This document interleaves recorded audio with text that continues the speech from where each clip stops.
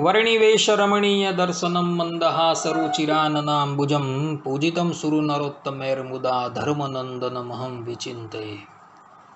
असतो मा षड्गमय तमसो मा ज्योतिर्गमय मृत्युर्मा अमृतं गमय। ओम शांति शांति शांति।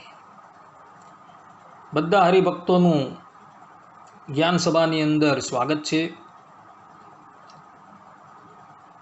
आज आपणे आसन परत्वे थोड़ो विचार करी दीए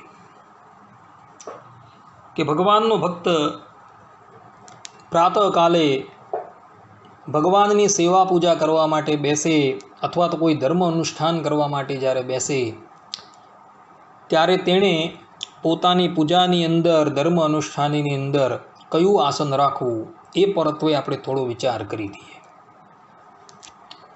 भगवान स्वामीनारायण शिक्षापत्रीनी अंदर पोताना आश्रितोने आज्ञा करे छे, उपवेश्य ततः शुद्ध आसने शुचिभूतले अशंकेण उपस्पृश्यम प्रांगमुखम वोत्तरामुखम। अर्थात अने ते वार पछी पवित्र पृथ्वी ने विषे पाथर्यु अने शुद्ध ने कोई बीजा आसन ने न अड़्यु होय अने जे उपर सारी पेठे बैठाय एवं जे आसन तेने विषे पूर्व मुखे अथवा उत्तर मुखे बेसीने आचमन करवुं। आ प्रमाणे भगवान स्वामीनारायण पोताना आश्रितोने सेवा पूजानी अंदर आसन राखवानी आज्ञा करे छे। अने आज वात जे छे ए भगवान श्री कृष्ण पण श्रीमद भगवद गीतानी अंदर 6ठा अध्यायना 12मा श्लोकनी अंदर करे छे।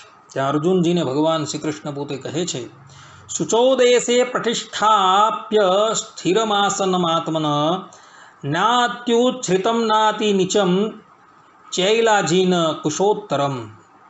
अर्थात भगवान श्री कृष्ण पोते कही रहा है कि पवित्र स्थान में स्थिर आसन जमाना चाहिए, जो न अधिक ऊंचा हो न अधिक नीचा हो, और रेशमी मृगचर्म और कुशासन उत्तरो उत्तर बिछाए जाए। અને આ જ બાબતનું સમર્થન ભગવાન વેદવ્યાસજી બ્રહ્માંડ પુરાણની અંદર અને તંત્રસારની અંદર પણ કહેવાયું છે। તા બ્રહ્માંડ પુરાણની અંદર ભગવાન વેદવ્યાસજી પોતે કહી રહ્યા છે, કામ્યર્થ કંબલમ ચૈવ શ્રેષ્ઠમ ચ રક્ત કંબલમ કૃષ્ણાજીને જ્ઞાન સિદ્ધિ મોક્ષ શ્રી વ્યાઘ્રચર્મણી कुशासने मंत्र सिद्धि नात्र कार्या विचारणा धरण्याम दुख संभूति दौर्भाग्यम दारुजासने वंशासने दारिद्र्य स्यात् पाषाणे व्याधिपीडनम तृणासने यशोहानि पल्लवे चित्त विभ्रमः जपध्यान तपोहानिम वस्त्रासनम करोति। अर्थात भगवान वेदव्यास जी पोते कही रहा है कि काम्य कर्म में कंबल का आसन वह भी लाल हो तो श्रेष्ठ है। काले मृग चर्म पर ज्ञान सिद्धि की प्राप्ति होती है, व्याघ्र चर्म पर मोक्ष तथा श्री की प्राप्ति होती है, कुशासन पर सब मंत्रों की सिद्धि की प्राप्ति होती है, इसमें कुछ भी संदेह की आवश्यकता नहीं है। खाली भूमि पर निरासन बैठने से दुख, लकड़ी के आसन पर दौर्भाग्य, बांस के आसन पर दरिद्रता, पत्थर के आसन पर बैठने से रोग, घास फूस के आसन पर बैठने से अपयश, पत्तों के आसन से चित्त में भ्रमता और कपड़े के आसन से जप ध्यान तथा तप की हानि होती है। आવું भगवान वेदव्यास जी कहे छे। અને આ જ બાબતનું સમર્થન સતાનંદ સ્વામી શિક્ષાપત્રી અર્થદીપિકાની અંદર પણ કરી રહ્યા છે। સ્વામી ત્યાં પદ્મપુરાણની અંદર આવતી શિવગીતાનું પ્રમાણ લઈને પોતે કહે છે, સર્વાન કામાન વાપનોતિ મનુષ્ય કંબલાસને કૃષ્ણાજીને ભવેન્મુક્તિ તપઃ શ્રી વ્યાઘ્રચર્મણી कुशासने भवेद ज्ञानम आरोग्यम पत्र निर्मिते प्रांगमुखो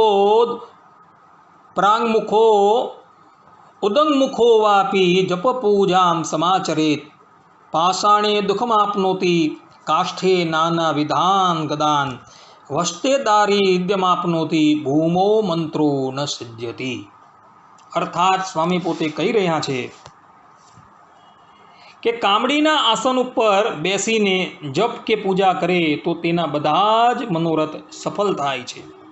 કાળા મૃગચર્મ ઉપર બેસીને જો જપાદિક કરવામાં આવે તો એ મુક્તિ આપનાર છે.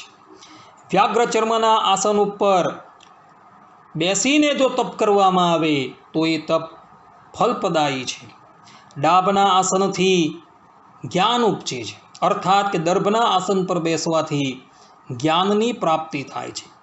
પાંદડાના આસનથી આરોગ્યની પ્રાપ્તિ થાય છે. માટે પૂર્વ અથવા ઉત્તર મુખે ઉપર કહેલા આસને બેસીને જપ પૂજા કરવા. ખુલ્લા પથ્થરનું આસન દુઃખદાયી છે. લાકડાનું આસન ઘણી જાતના રોગને નોતરે છે. વસ્ત્રનું આસન દરિદ્રતા આપે છે. અને ખાલી પૃથ્વી ઉપર બેસે તો મંત્ર સિદ્ધ થતો નથી. આ પ્રમાણે ભગવાન વેદવ્યાસજી અને સતાનંદ સ્વામી પોતે કહી રહ્યા છે. કહેવાનું તાત્પર્ય એ છે કે કોઈ પણ ધાર્મિક અનુષ્ઠાનની અંદર તથા મંત્ર જપ તથા જ્ઞાનની પ્રાપ્તિ માટે શાસ્ત્રોની અંદર જે પ્રમાણે આસન ગ્રહણ કરવાના કહ્યા છે તે જ પ્રમાણે તે આસન ગ્રહણ કરવા. જો તેનાથી વિપરીત આસન ગ્રહણ કરવામાં આવે તો એ મંત્રાદિકનું અનુષ્ઠાન, તપાદિકનું અનુષ્ઠાન તથા ધાર્મિક અનુષ્ઠાન એ ફલ આપનારું થતું નથી. આ સિદ્ધાંત વાત છે. સતાનંદ સ્વામી અહીં સ્પષ્ટ રૂપે કહી રહ્યા છે કે કામડીના આસન પર બેસવાથી જપ અને પૂજા કરે તો તેના બધા જ મનોરથો જે છે એ સિદ્ધ થઈ જાય છે. કાળા મૃગચર્મના આસન પર બેસીને જો જપાદિક કરવામાં આવે તો એ મુક્તિ આપનાર છે. વ્યાઘ્ર ચર્મના આસન પર બેસીને જો તપ કરવામાં આવે તો એ તપ જે છે એ ફલદાયી છે. દર્ભના આસન પર બેસીને જો જ્ઞાન પ્રાપ્તિ કરવામાં આવે તો એ જીવાત્માને શીઘ્રાતિશીઘ્ર જ્ઞાનની પ્રાપ્તિ થઈ જાય છે. પાંદડાના આસન પર બેસીને જો જપાદિક કરવામાં આવે તો એને આરોગ્યની પ્રાપ્તિ થાય છે. પરંતુ પથ્થરના આસનની ઉપર બેસીને જો જપાદિક કરવામાં આવે તો એ જપાદિક કરનારાને દુઃખની પ્રાપ્તિ થાય છે. એ ધાર્મિક અનુષ્ઠાન કરનારા જે છે એની ધાર્મિક ક્રિયા ક્યારેય પણ સફળ થતી નથી. લાકડાનું આસન રાખીને જો જપાદિક કે યજ્ઞ આદિક અનુષ્ઠાન કરવામાં આવે તો એ બધી જ જાતના રોગને નોતરે છે. વસ્ત્રનું આસન જે છે એ દરિદ્ર આપે છે. અને ખાલી પૃથ્વીની ઉપર જો બેસીને મંત્રાદિક જપાદિકનું અનુષ્ઠાન કરવામાં આવે કે કોઈ પણ ધાર્મિક ક્રિયા કરવામાં આવે તો એ હંમેશા એ મંત્ર જે છે એ ધાર્મિક અનુષ્ઠાન જે છે એ સિદ્ધિ આપનારું થતું જ નથી. એ સિદ્ધાંત વાર્તા છે. અને સાધક જે હોય એણે તો હંમેશા કુશના આસન પર અથવા તો મૃગચર્મના આસન પર જ બેસવું. કારણ કે ભગવદી શ્રુતિ કહી રહી છે, અમૃત નાદોપનિષદની અંદર 18મી ઋચાની અંદર સ્પષ્ટ રૂપે લખેલું છે કે ભૂમો દર્ભાસને રમ્યે સર્વદોષ विवर्जिते, अर्थात भूमि में दर्भ का आसन बिछाकर धर्मानुष्ठान करना सब दोष रहित है. અહીં સ્પષ્ટ રૂપે શ્રુતિ ભગવદી એમ કહી રહી છે કે ભૂમિની ઉપર દર્ભનું આસન બિરાજમાન કરીને તેના પર જો જપાદિક કરવામાં આવે તો એ બધા જ દોષથી રહિત થઈ જાય છે, એવું સ્પષ્ટ રૂપે કહે છે. માટે સાધકે તો નિષ્કામ ભાવે જ્યારે કોઈ પણ ધર્માદિકનું અનુષ્ઠાન કરવું હોય તથા નિષ્કામ ભાવે સેવા પૂજા આદિક કરવું હોય તો એણે તો દર્ભનું આસન અને મૃગનું આસન એ જ લેવું, અર્થાત કે કાળા મૃગ ચર્મનું જ આસન ગ્રહણ કરવું ને એના પર બેસીને જ આ બધી ક્રિયા કરવી. પરંતુ જે વ્યક્તિએ કામ્ય કર્મથી કોઈ અનુષ્ઠાન કરવું હોય તો શાસ્ત્રો કહે છે કે એણે કામડીના આસન પર બિરાજમાન થઈને એ જપ અને પૂજા કરવી, એવું સ્પષ્ટ રૂપે લખે છે. અહીં કોઈ વ્યક્તિએ તપનું અનુષ્ઠાન કરવું હોય તો એ હંમેશા વ્યાઘ્ર ચર્મ જે છે તેના પર બેસીને તપાદિકનું અનુષ્ઠાન કરે. કારણ કે જે પ્રમાણે વાઘનું ચામડું જે છે અને સિંહનું ચામડું જે છે એ ઉર્જા પ્રગટ કરે છે. જે પ્રમાણે વાઘના અને સિંહના શરીરની અંદર અતિશય ઉર્જા હોય છે અને એના શરીરમાંથી નિર્માણ થયેલા આસનની ઉપર બિરાજમાન થવાથી અને એના પર બિરાજમાન થઈને તપસ્યા કરવાથી એ તપ કરનારાની અંદર પણ ઉર્જાનો સંચાર થાય છે અને એના તપની સિદ્ધિ થાય છે. એટલે માટે શાસ્ત્રોની અંદર તપને માટે વાઘનું ચામડું અને સિંહનું ચામડું ગ્રહણ કરવામાં આવેલું છે. બીજી પણ એક વાત, મૃગનું જે આસન છે અર્થાત કે મૃગચર્મ છે અને દર્ભનું આસન જે છે એ સાત્વિકતાને વધારનારું છે. મૃગ સત્વગુણનું પ્રતીક છે અને એના પર બિરાજમાન થવાથી અને એના પર બિરાજમાન થઈને ધાર્મિક અનુષ્ઠાન મંત્રાદિકનું અનુષ્ઠાન કરવાથી મનુષ્યની અંદર સત્વગુણનો સંચાર થાય છે. એટલે સાધકો હંમેશા જોજો મોટા મોટા ઋષિ મુનિઓ મૃગચર્મનું જ ગ્રહણ કરે છે. તથા સાધકો જે છે જેને જ્ઞાનની પ્રાપ્તિ કરવી છે એ લોકો હંમેશા દર્ભનું આસન જ ગ્રહણ કરે છે કે જેના પર બિરાજમાન થઈને એ જ્ઞાનની પ્રાપ્તિ કરે તો એ જ્ઞાન જે છે એ શીઘ્ર સિદ્ધ થઈ જાય છે. માટે સાધકે તો આ બે આસન જ ગ્રહણ કરવા. કયું? તો મૃગચર્મ અને કુશનું આસન દર્ભાસન, આ બે જ ગ્રહણ કરવા. આવો સિદ્ધાંત પક્ષ છે. રાજાઓનું જે સિંહાસન હોય છે એ સિંહાસનની ઉપર વાઘનું ચામડું અને સિંહનું ચામડું પાથરવાનું વિધાન છે. શા માટે? કારણ કે એ સિંહાસનની ઉપર બિરાજમાન થનારો રાજા જે છે એ રાજાની અંદર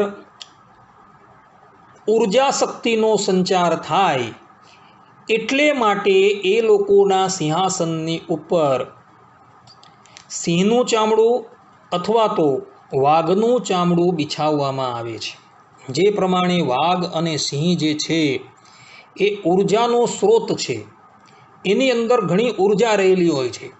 એટલે એ સિંહાસનની ઉપર જો મૃગનું અર્થાત કે શાસ્ત્રોની અંદર સિંહને પણ મૃગ જ કીધેલું છે, તો એ સિંહનું ચામડું અને વ્યાઘ્રનું એટલે કે વાઘનું ચામડું જો બિછાવવામાં આવે ને એના પર જો રાજા બેસે તો એની અંદર પણ એવી ઉર્જા જે છે તેનો સંચાર થાય છે. એટલે માટે રાજાઓના આસનોની ઉપર સિંહનું ચામડું અને વ્યાઘ્ર એટલે કે વાઘનું ચામડું મળવામાં આવે છે. તેનું કારણ આયરું આ છે. મંદિરની અંદર પરબ્રહ્મ પરમાત્મા પોતે અર્ચા વિગ્રહ તરીકે બિરાજમાન હોય છે. ત્યાં બેસીને જ્યારે આપણે ધાર્મિક અનુષ્ઠાન કરતા હોઈએ અથવા તો કોઈ મંત્રાદિકનો જપ કરતા હોઈએ ત્યારે ભગવાનની સન્મુખ તો ક્યારેય પણ આસન પર બેસવું જ નહીં. કારણ કે એવો સદાચારી પુરુષોનો નિર્ણય છે. દ્રષ્ટાંત તરીકે સત્સંગી જીવનની અંદર તૃતીય પ્રકરણની અંદર અન્નકૂટની લીલાનું વર્ણન કરવામાં આવેલું છે. દુર્ગપુરની અંદર ઉત્તમ રાજાના દરબારની અંદર વાસુદેવ નારાયણ પાસે જ્યારે અન્નકૂટ ભરવામાં આવ્યો અને ભગવાન સ્વામિનારાયણ જ્યારે એ અન્નકૂટના દર્શન કરવા માટે આવ્યા અને અન્નકૂટના દર્શન કરીને ભગવાન લીમડા નીચે આવીને બેઠા ત્યારે ભગવાન પોતે આમ જ પૃથ્વીની ઉપર બિરાજમાન થઈ જાય છે. ત્યાં સતાનંદ સ્વામી સ્પષ્ટ રૂપે લખે છે કે ભગવાન વાસુદેવ નારાયણ પોતે બિરાજમાન હોવાથી ભગવાન સ્વામિનારાયણ પણ પોતે પૃથ્વીની ઉપર જ બિરાજમાન થઈ ગયા.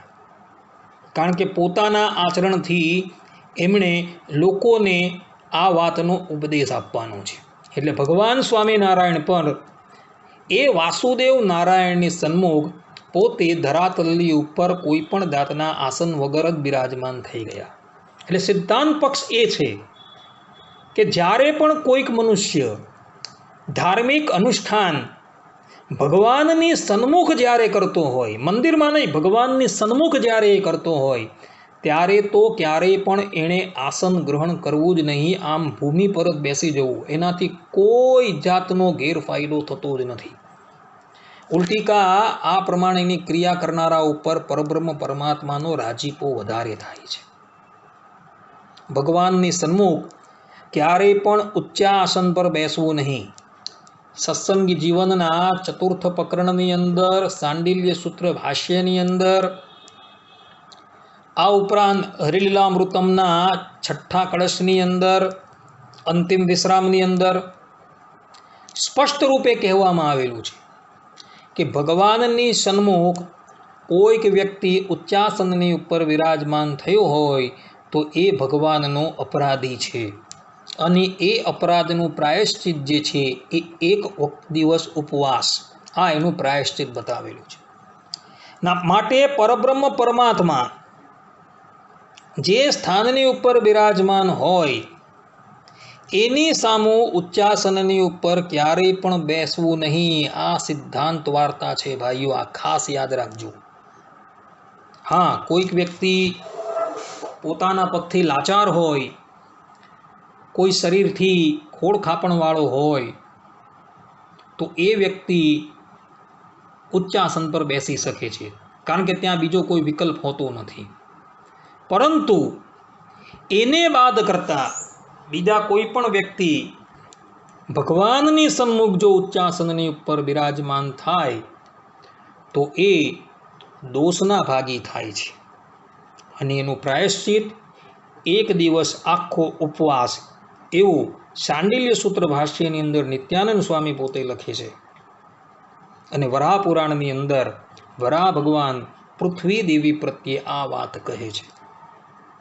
માટે હરિભક્તો ખાસ યાદ રાખે કે એમણે જ્યારે કોઈ ધર્મ અનુષ્ઠાન કરવું હોય, કોઈ મંત્રનું અનુષ્ઠાન કરવું હોય, સેવા પૂજા એ વ્યક્તિ કરતો હોય, ત્યારે હંમેશા આસન ગ્રહણ કરીને જ એના પર બિરાજમાન થવું. અને એ આસન પણ જેની અંદરથી સત્વો ગુણની અધિકતા પ્રાપ્ત થાય એવું આસન જે છે, મૃગચર્મ જે છે તે, અને દર્ભનું આસન, આ બે આસનને ગ્રહણ કરવું. કોઈ વ્યક્તિ એમ કહે કે ભાઈ ઊનનું આસન ચાલે કે નહીં, તો ઊનનું આસન પણ ચાલી શકે છે. ઊનનું આસન પણ જે છે એ સાત્વિકતા આપનારું છે, એવું મહાપુરુષોનું કહેવું છે. એટલે મહાપુરુષોએ ભગવાનની સેવાની અંદર આ ત્રણ આસનો નક્કી કરેલા છે. એક મૃગનું આસન, એક દર્ભનું આસન, અને ત્રીજું જે છે એ ઊનનું આસન. આ ત્રણ આસન જે છે એ અનુક્રમે સર્વોત્તમ છે. માટે ભગવાનની સેવા કરનાર તથા ધાર્મિક અનુષ્ઠાન કરનારા વ્યક્તિઓએ હંમેશા આ ત્રણ આસન જ ગ્રહણ કરવા. કોઈ કામ્ય કર્મ કરવા ઈચ્છતો હોય તો એમણે કામડીના આસનની ઉપર બિરાજમાન થઈને એ કામ્ય કર્મ કરવા, જેથી કરીને એને ફલાદિકની સિદ્ધિ શીઘ્ર થાય છે. પરંતુ આસન વગર ક્યારેય પણ કોઈ ધાર્મિક અનુષ્ઠાન કરવું જ નહીં. આસન વગર જો ધાર્મિક અનુષ્ઠાન કરવામાં આવે તો સતાનંદ સ્વામી શિક્ષાપત્રી અર્થ દીપિકાની અંદર 51મા શ્લોકની અંદર સ્પષ્ટ રૂપે લખે છે કે ભૂમો મંત્રો ન સિદ્ધ્યતિ. અર્થાત કે ખાલી પૃથ્વી ઉપર બેસે તો મંત્ર કે ધાર્મિક અનુષ્ઠાનની સિદ્ધિ થતી નથી, એવું સતાનંદ સ્વામી અહીં સ્પષ્ટ રૂપે લખે છે. માટે હરિભક્તો જ્યારે પણ કોઈ ધાર્મિક અનુષ્ઠાન કરવા માટે બેસે ત્યારે એણે આસનનું ગ્રહણ અવશ્ય કરવું, અન્યથા એ વ્યક્તિને એના અનુષ્ઠાનનું કોઈ પણ ફલ પ્રાપ્ત થતું નથી, એવું મહાપુરુષોનું કહેવું છે. અને આસન પણ તમને જે અગાડી બતાવ્યા, નિષ્કામ કર્મ માટે તો કેવલ 3 જ આસન શ્રેષ્ઠ છે: દર્ભનું આસન, ઊનનું આસન અને મૃગચર્મ. અને સકામ અનુષ્ઠાન માટે કામડીનું આસન જે છે એ સર્વોત્તમ છે. આ સિદ્ધાંત વાર્તા છે. અને તપની સિદ્ધિ માટે વ્યાઘ્ર ચર્મ જે છે એ સર્વોત્તમ છે. આ સિદ્ધાંત પક્ષ છે. અહીં આપણું આ પ્રવચન વિરામ આપીએ છીએ. સર્વે સંતુ નિરામયઃ, સર્વે સુખીનો ભવંતુ, સર્વે ભદ્રાણી પશ્યંતુ, મા કશ્ચિત દુઃખ ભાગ ભવેત. અસ્તુ. જય સ્વામિનારાયણ.